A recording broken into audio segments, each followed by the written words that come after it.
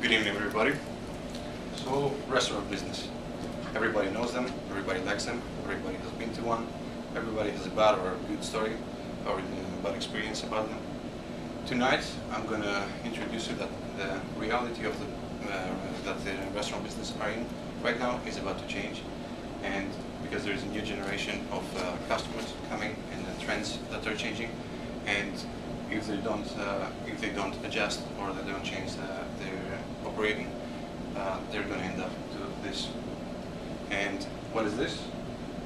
It's an empty restaurant. I'm going to introduce you some of the main factors that are more importantly in the US, why a restaurant could end up on this. So to begin with, an NPD report, that is a market research company, states that over the next decade, US restaurant visitors are going to be less than 1%. That is the number by itself. That is less than the population growth, which is 1.1% per year over the next decade. We can see here the projected acceleration of the population aging. That's from basically from 2010 and onwards. The slope.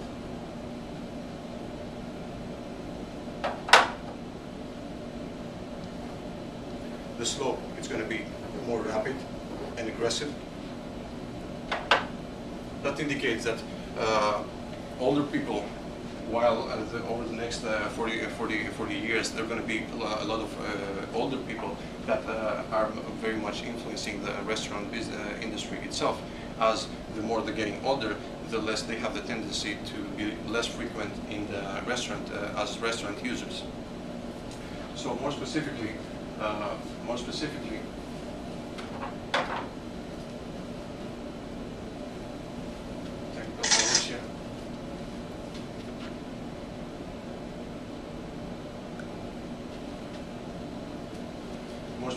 in the US, right now 1 in 8 older people are above 65 years old, and above.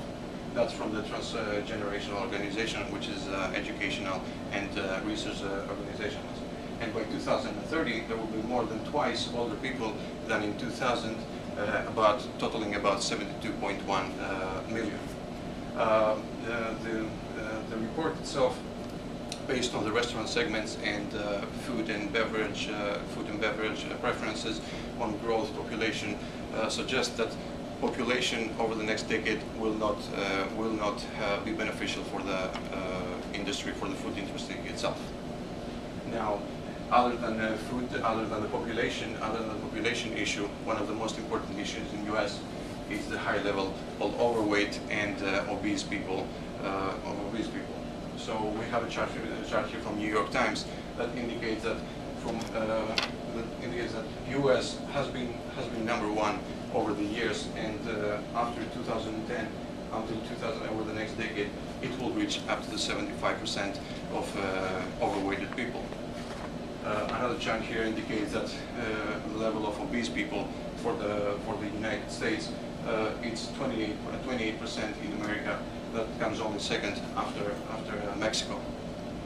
There is an ongoing corporations and trying to make customers and individuals to educate them about food habits and about obese situations and about the overweight and what food they should eat, among a lot of corporations and organizations. And among them there is also a famous British chef, James Oliver. I'm sure a lot of you might know him.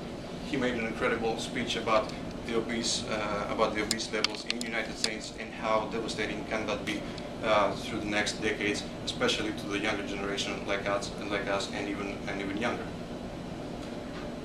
So, what can the restaurants do to fight these issues? First of all, they have to change the scene. By changing the scene, I mean they have to switch from a traditional to an interactive training of their employees. Now, what is traditional training of the employees is usually what happens now. Every employee that comes to a restaurant, it has like a 4 or 5 day a week training based on the experience that it has, and he's learning about some of the ways that he has to approach the customers, some of the ways of the common mistakes that he has to avoid, and that's it. After that, it's on him to to improve himself. What is interactive training? Think of it as when you're trying to register to a website and it asks for some personal information of you, and the first time that you go in to collect some information, the next time that you go on the website, it has a more personalized view based on the information that it suggests some pop-up videos or items that you might loot. It has a memory. That is the main idea. The interactive training has two stages. First stage is the employees must identify, first of all, the customers that gets into the place, into the restaurant.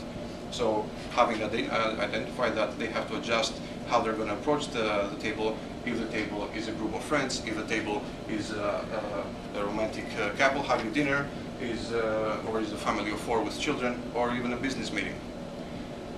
After the second stage, after the first stage, the second stage is to identify the non-verbal signs that the customers send to every employee. So, being that said, the employee has to identify whether the customers are in a good mood, whether the customers are in a bad mood, whether they're having a fight, whether they are talkative, more chatty, whether they are in a rush or they want to relax first of all, and have their time.